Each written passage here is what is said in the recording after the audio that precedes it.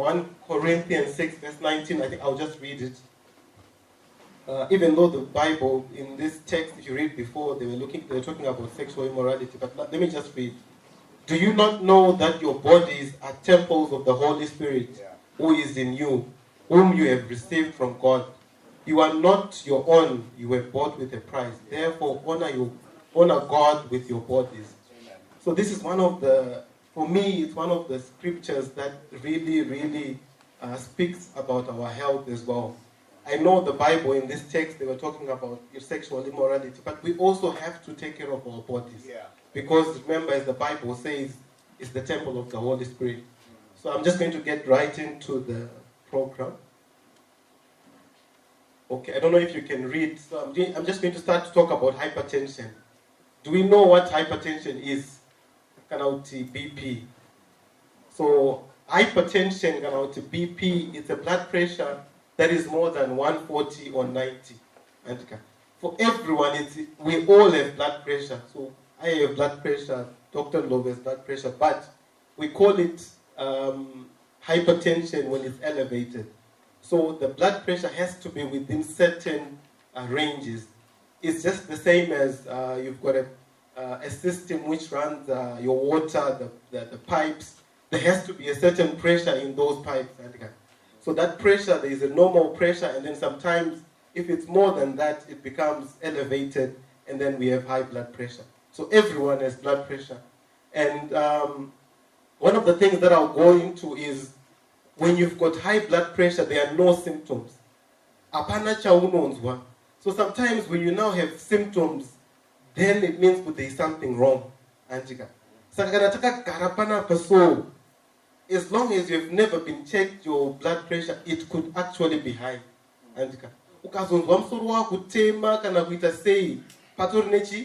No problem. Just as like if there is high pressure in the system,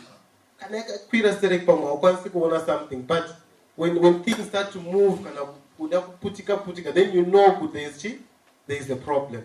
So we should not wait until we have a problem. We should always check our blood pressure all the time. And I just want to ask Muno Matiri, just raise your hands, anyone who's had their blood pressure checked within the last month. Okay. Within the last 2 months? Within the last 2 months? Within the last year? Alright. Check your blood pressure within the last year. Just raise your hands. So this means we have some of our men here who don't actually know what their blood pressure is. And that's something that's very, very dangerous. So the first advice is blood pressure is simple. I think there are machines that you can have, and it doesn't matter with your age. Don't think because I'm 30 or 40, it doesn't affect me. It affects anyone. So now just going to the complications of high blood pressure, since we don't have time to just talk about all the risk factors, but the major complication of high blood pressure is your strokes. You can have a stroke, and I think this is so common in Zimbabwe, where someone, part of the blood supply to the brain is ruptured, or there's just too much pressure because in your brain there's some vessels that are very, very, very small. So if the blood pressures are high, let's say 190 on 110, those blood vessels are being subjected to those pressures. So that pipe can actually burst. And then when it bursts, it leads to a stroke. And a stroke is when a certain part of the body or of the brain doesn't have blood. So that, everything that we do, even how I'm moving my hands, it's all controlled from the head. And you can see the head is so small, but it's controlling this whole big body. So if there's just a small stroke in there, it can have catastrophic consequences. And I think in terms of this, I'll just give you some examples that I've had in our practice. When we were setting up BMC in 2018, we started in 2012. So we were setting up, it's in an Indian community. So one day, as we were just there, making sure that the builders were doing what they're supposed to do, this lady just comes to me, an Indian lady. She says, what are you guys doing here? I said, we want to set up a medical center. She said, no, that's fine, it's good. She was so very welcoming to us. But the next time I saw that lady, she came in to me and said, Doc, my husband is at St. Giles. He had a stroke. He has been in ICU, I think, at Avenues. He had been there for like 2 months. They had to sell one of their other houses, my business. They had to sell motor and all those things. So now I'm going to St. Giles for rehabilitation. But this guy, he was 45 years old. And when he was at St. Giles, the wife was coming to me to say, okay, since now you've got a medical center, the bills at St. Giles are so expensive. Can we move him home so that if there's any problem during the night or whatever, you guys can attend to him? So, I mean, we then assisted them then. But all I'm just talking about is these things are real. It can affect anyone. Yeah. So this is the most important thing that I want everyone here to take home, is have your blood pressure checked. Yeah. So I wish I had brought that machine so that by the end of this conference, groups normal, high, cheap. But I will try and do that because there's a team coming, Mascati. I'll ask them to bring a machine. Let's all be measured. Tiziwe. There are these myths and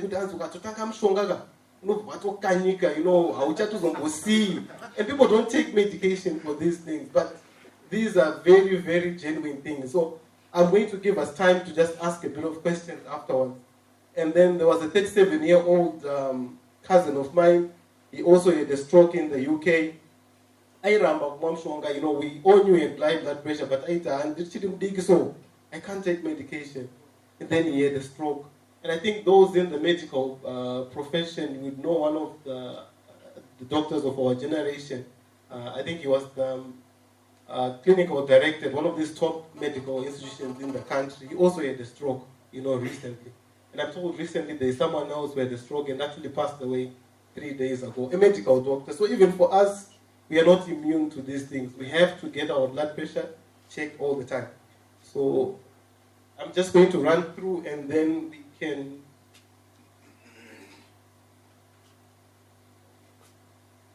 Okay, now I'm going to talk about prostate cancer. And prostate, this is something that, all of us at some stage will have some issue with our prostate. Maybe it's just enlarged, or sometimes some will have the cancer, but sometimes it will just be enlarged. So there are many schools of thought to say how often or when should someone start having their prostate checked. And ages depending on countries, some will say 40, some will say 50, but for us, I normally just say above 40 years, in our practice, everyone has to have their PSA, checked. So it's just a simple blood test where they just check if it's elevated or not. Sometimes when it's elevated, then you can actually do intervention before there is any problems. So it's very, very important to have your prostate checked. And I think if you haven't had it checked, there are some symptoms that I put there. But remember, we don't want to wait for symptoms, Andika. Because my symptoms are it means good pathology, something chakuitic. We want to actually be proactive and prevent, Andika. So when you get some symptoms of your hesitance, you want to go to the toilet to pass urine, but sometimes you can be going more often. Sometimes when you feel out about toilet, but sometimes even stream chayo kudara pamweti yaishika uko patizvezvi yakungoya saka all those things are symptoms that should be taken seriously, and you need to go to your doctor about those things. And then in terms of the treatment, depending on the stage and whether it's a cancer or whether it's just BPH, find different modalities of treatment. So if it's just BPH, depending on the TURP, that's transurethral restriction of the prostate, where they can actually just make it smaller to alleviate those symptoms. And then there is what they call a radical prostatectomy, where they actually, it depends on what they call a Gleason score. Supposing white cancer prostate by vanotora biopsy, voendesa kulab, the pathologist will look at it and then will give you a score, and then based on that score and the physical examination, they can do what they call a radical prostatectomy, where they actually go in and remove with a view to cure. Because remember, my cancers, especially a prostate, metastasize to bone. So sometimes, we can have, I think some years back, we had a patient that got present the back pain when it was the prostate. And then I think other methods are your chemotherapy, where the cancer is there, but it's past that Gleason score that they would go for a radical prostatectomy. There's some chemotherapy, PIWA, or castration, where they remove the testicles, and because the cancer, puts one a testosterone. So that's the. So anyway, you see my treatments that you asked, all these things are not cheap, huh? As not cheap as you say, but with a simple PSA is $25, but you are not looking at anything less than 2,000 or 3,000. Just one other question later on.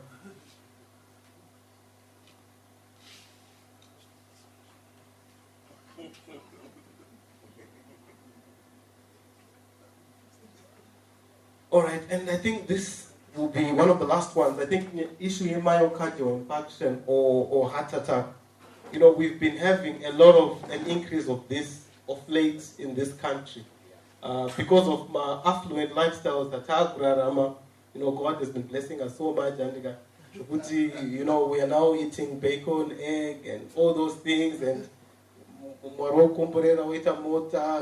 we just walk from here to the car park every day. So basically, lifestyle it would change. So in that change of lifestyle, we are also having more challenges in terms of our health.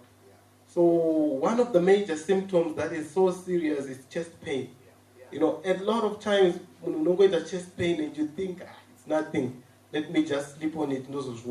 But in other countries, in other developed countries, you got the chest pain. GP they will tell you go to A&D.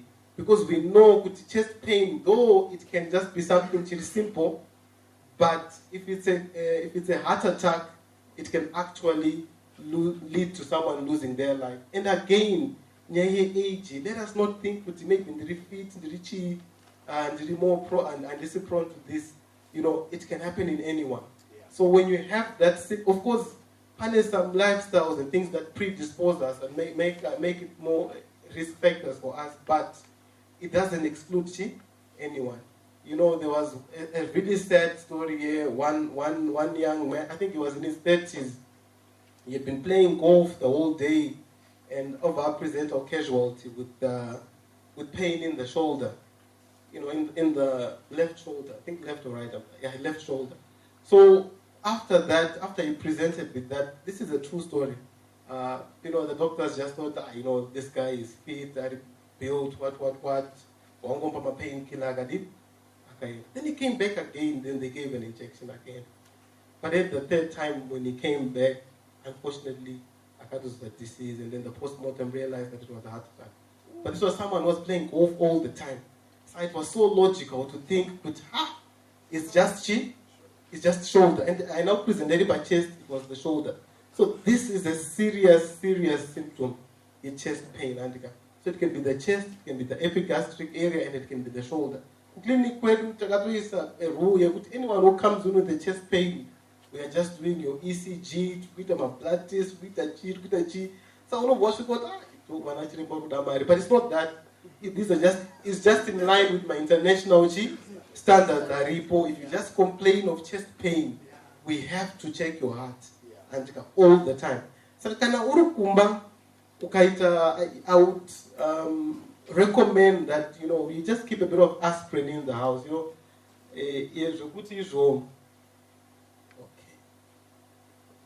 Okay. So if you are at home, if you have some chest pains and you're at home, I would recommend that you keep some aspirin in the house. And when you have your chest pain, go to see your doctor. So this is the take-home message. And when you take aspirin and it gets better, then just run for the hospital. isn't it? Don't say it's getting better, so it's fine. I can just stay. If it actually gets better, it more likely it could actually be caused by the heart. So someone just has to keep that dose. And I think what a heart attack is just ischemia, or just narrowing of blood supply to part of the heart. And then when that is narrowed, then the part of the heart actually dies. So depending with the length of time and the severity of that, it can lead to catastrophic events. So that's one other issue. And I think in the afternoon, we are going to learn more about how to do CPR, cardiopulmonary resuscitation. Everyone here should know if someone collapses, it's not about removing their shoes and throwing water on top and all those funny things. When someone collapses, it's about checking the pulse and keeping them alive while the ambulance is coming. Because the chain of survival will start at home. If you have an event, a cardiac event at home, you want someone who can do CPR on you. Even if we're in this conference like this, if there is an event that happens, unfortunately, but we have to keep someone alive. So the chain of survival starts with us. So we all have to learn how to do CPR. So what can I do? What can you do? So the most important thing is regular checkups. So you have to go to your doctor, you have to go to your clinic and get checked regularly. Some do once a year, but depending on the risk factors, we might do it less. So the blood tests that are important are your cholesterol.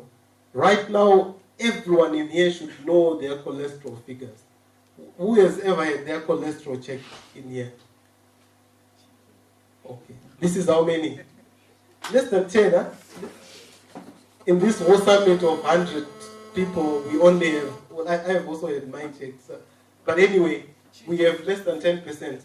So cholesterol, if someone is asking what it is, that's why I say the time is just too short. So cholesterol is like the fat in your bloodstream. So what happens is, when you eat, when we cook, when you eat food, there is that fat that you have to wash off with your soap and everything. So cholesterol is something like that. So within your blood vessels, fat sometimes can accumulate and build up because of the diet that we eat, because of lack of exercise. So when this fat is building up, accumulating, it can lead to a blockage and also lead to one stroke and even the heart attack. So that's what cholesterol is. And there's a new test that we are now doing these days, the highly sensitive CRP.